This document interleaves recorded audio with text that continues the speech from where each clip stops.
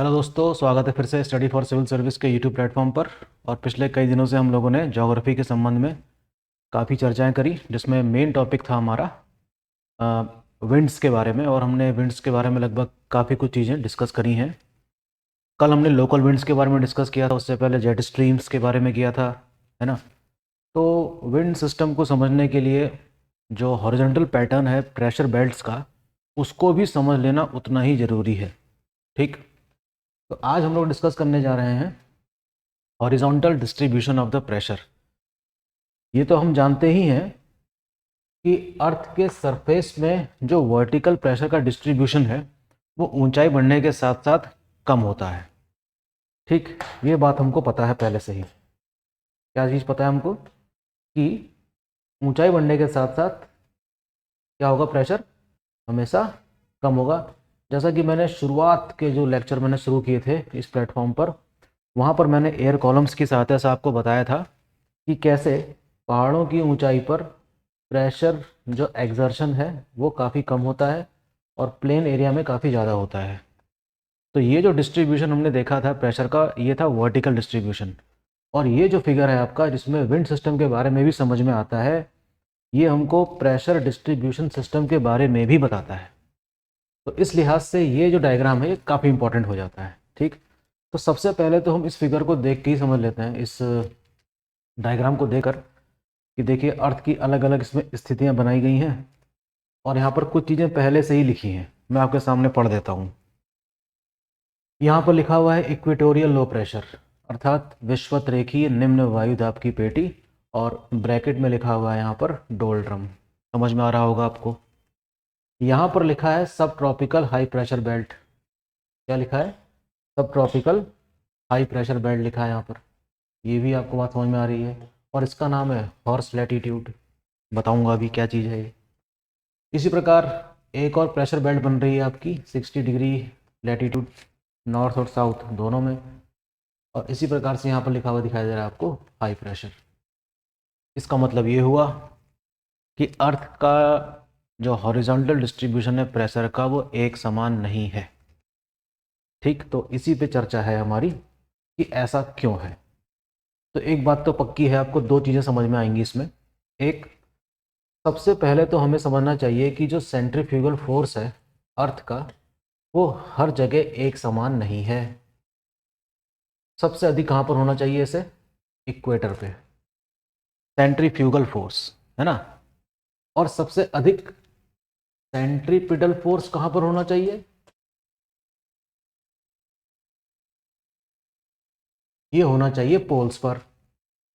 ठीक। तो यहाँ पर आउटवर्ड टेंडेंसी है विंड के बाहर जाने की, और यहाँ पर इनवर्ड टेंडेंसी है विंड्स के आने की। तो ये दो चीज़ें ध्यान में रखिए कि इक्वेटर के पास से सबसे ज़्यादा क्या लगेगा? सेंट्रीफ्यूगल फोर्स बाहर की तरफ। वॉशिंग मशीन इसी पे काम करती है, इसी प्रिंसिपल पे। और यहाँ पर सबसे कम होगा सेंट्रीफ्यूगल फोर्स, लेकिन सबसे अधिक क्या होगा? सेंट्रीपिटल फोर्स फोर्स ज़्यादा होगा यहाँ पर। तो इन दो चीज़ों को आधार मान के हमको ये सारी चीज़ें समझ में आएंगी। ठीक। देखते हैं कैसे। तो मैं एक डायग्राम बनाता हूँ पहले तो, ठीक, आपके सामने। सर्कल बनाते हैं। ये हमने बनाया एक अर्थ। ठीक। ये मैंने बना दिया यहाँ पर इक्वेटर की लाइन 0 डिग्री पर। यहाँ पर सिर्फ सेंट्रीफ्यूगल फोर्स ही ज़्यादा नहीं है, यहाँ पर टेम्परेचर भी काफ़ी ज़्यादा है। तो आउटवर्ड टेंडेंसी अर्थ की और टेम्परेचर का अधिक होना, तो यहाँ पर जो प्रेशर बेल्ट बनेगी 5 डिग्री ऊपर और 5 डिग्री नीचे, वो कैसी होगी? लो प्रेशर बेल्ट होगी। ये हो गई बेल्ट नंबर 1, जो इक्वेटर के पास बन रही है, 5 डिग्री नॉर्थ 5 डिग्री साउथ। ठीक है। तो इस प्रकार से ये बेल्ट बनी हमारी, जिसका नाम है लो प्रेशर बेल्ट। और उस फिगर में हमने समझा था कि इसको डोल्ड्रम भी कहा जाता है, जो शांत परिस्थितियां यहाँ पर बनती हैं। अब गर्म हवा ऊपर उठेगी, गर्म हवा को ऊपर उठने की टेंडेंसी है ही, लेकिन एक सर्टेन हाइट पे जाने के बाद उसको नीचे आना होगा। ठीक है ना। तो उसका कुछ पोर्शन जो है वो 30 डिग्री नॉर्थ और 30 डिग्री साउथ पर आकर डिसेंड करता है, this is called the descending of the air. So this causes what, this causes high pressure over these region. तो मतलब ये हुआ कि इन दोनों ही क्षेत्र में एक क्या क्रिएट होगा, एक उच्च वायुदाब क्रिएट होगा। तो इसको बन जाना चाहिए यहाँ पर हाई प्रेशर बेल्ट। क्या बन जाना चाहिए, हाई प्रेशर बेल्ट, इधर भी और इधर भी। तो दो गोलार्धों में हमारी बन गई high pressure belt, 30 degree north और 30 डिग्री साउथ। क्लियर है मामला। लेकिन ऐसा हुआ क्यों, क्योंकि गर्मी यहाँ भी ठीक ठाक रहती है, तो यहाँ भी प्रेशर क्या होना चाहिए, लो। लेकिन आप देख रहे हैं कि अर्थ का जो डायनेमिक फीचर है, अर्थ का जो डायनेमिक फीचर है वो यहाँ पर लो प्रेशर बनने के बजाय क्या बना दे रहा है, हाई प्रेशर बना दे रहा है। तो ये बन गई आपकी हाई प्रेशर बेल्ट दोनों ही गोलार्धों में। ठीक है। तो अगर हम वर्ल्ड का मैप देखें, 30 डिग्री लैटिट्यूड देखें, तो समुद्रों से होता हुआ जाता है। तो मिडिल, अगर हम मिड सेंचुरीज़ की बात करें, मिडिल पीरियड की, मेडिवल पीरियड की, तो उन दिनों हॉर्स का ट्रेड अपने चरम पे था। क्योंकि मिडिल जो पीरियड है हमारा, मध्यकालीन युग था, उसमें युद्ध बहुत होते थे और घोड़ों की डिमांड सबसे अधिक थी। तो अरबी घोड़े, है ना, टर्की घोड़े की डिमांड अलग अलग जगह होती थी। तो इन घोड़ों को किस में लाद कर भेजते थे, पानी के जहाज़ों में। ये पानी का जहाज़ जब 30 डिग्री के आसपास पहुंचता होगा, तो उन घोड़े के सौदागरों ने महसूस किया होगा ये दबाव, और उन्होंने क्या किया, घोड़े फेंक दिए कहाँ, समुद्र में। तब से इसका नाम पड़ गया है हॉर्स लैटिट्यूड। ठीक। हॉर्स का वैसे इससे कोई लेना देना नहीं है, लेकिन इन वजहों से लेने देना है, क्योंकि घोड़ों को यहाँ पर फेंक दिया गया था। तब से इसको क्या कहा जाता है, दोनों लैटिट्यूड्स को हॉर्स लैटिट्यूड, जो कि एक हाई प्रेशर बेल्ट वाला रीजन है। अच्छा, अभी मैंने आपको बताया था कि यहाँ पर सेंट्रीफ्यूगल फोर्स सबसे अधिक है, और यहाँ पर यानी कि पोल्स वाले रीजन में सेंट्रीपिटल फोर्स सबसे अधिक है। कौन सा फोर्स यहाँ पर सबसे अधिक है, सेंट्रीपिटल फोर्स। दोनों ही जगह सेंट्रीपिटल फोर्स सबसे अधिक होगा, यानी कि ये इनवर्ट खींचेगा चीज़ों को। ठीक।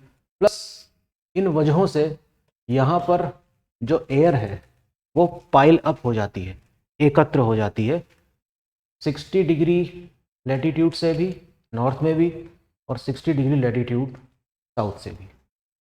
प्लस ये वो इलाका है जहाँ पर सन की रेस बिल्कुल तिरछी पड़ती है साल भर, तो यहाँ पर टेम्परेचर वैसे ही बहुत कम है। तो अल्टीमेटली 90 डिग्री वाला जो रीजन है हमारा अर्थ का, यहाँ पर अपने आप ही हाई प्रेशर बेल्ट बनेगी, क्योंकि यहाँ पर ठंड भी बहुत अधिक है और सेंट्रीपिटल फोर्स भी बहुत हाई है।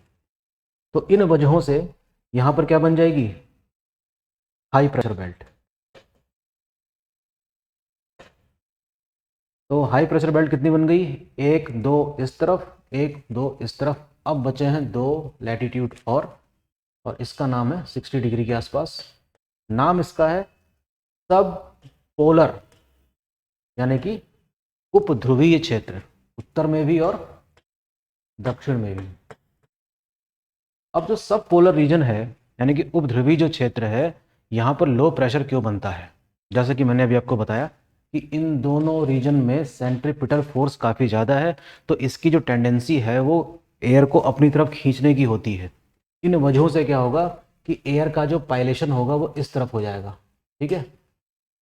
ये मैं पोलर ईस्टर्लीज की बात नहीं कर रहा हूँ, ये एयर का वो है, पाइलेशन है, जो किस तरफ हो जाता है, पोल्स की तरफ हो जाता है। तो क्या होगा, सब पोलर रीजन में एटमॉस्फेरिक कंडीशन कैसी हो जाएगी, रेयरिफाइड। कैसी हो जाएगी, रेयरिफाइड, यानी कि वायुमंडल में क्या आ जाएगी, विरलता आ जाएगी। क्या आ जाएगी, विरलता, दोनों ही गोलार्ध में। और इस तरीके से यहाँ पर क्या बन जाएगा, लो प्रेशर जोन बन जाएगा, इधर भी और इधर भी। तो हम देख पा रहे हैं आसानी से कि अर्थ के सरफेस पर 7 बेल्ट्स बन रही हैं, 3 इस तरफ, 3 इस तरफ, और एक बीच में इक्वेटर। ठीक। So in this way we can say the formation of the horizontal pressure belt exist over the surface of the earth. तो इन अलग अलग प्रेशर बेल्ट्स की वजह से ही तो हमने समझा था कि कैसे ट्रेड विंड लो प्रेशर और हाई प्रेशर के रिस्पॉन्स में ब्लो करती है दोनों ही गोलार्धों में। तो ट्रेड विंड का डायरेक्शन ऐसा था, आपको याद होगा वाला लेक्चर, ठीक है। इस तरीके से वेस्टर्लीज का, और इस तरीके से पोलर वेस्टर्लीज, पोलर ईस्टर्लीज का डायरेक्शन था, जो कि सिमिलर होता है किसके, ट्रेड विंड्स के। तो इसलिए हम कह सकते हैं कि ट्रेड विंड की डायरेक्शन, वेस्टर्लीज की डायरेक्शन और पोलर ईस्टर्लीज की डायरेक्शन किस पे डिपेंड करती है, ये अलग अलग प्रेशर बेल्ट्स पे डिपेंड करती है। तो ये दोनों काफ़ी आपस में एसोसिएटेड है मामला है, ठीक है। तो ये एक इम्पॉर्टेंट है चीज़ें, जो पहली बार देख रहा है इस लेक्चर को वो इस चीज़ को रिवाइज करता रहे अपने किताब से, निश्चित ही आपको समझ में आ जाएगी बात, कोई बहुत टफ नहीं है ये। लेकिन ज्योग्राफी में कुछ हाई एंड्स टॉपिक भी हैं, है ना, जिसमें यूपीएससी से शानदार क्वेश्चन बनते हैं।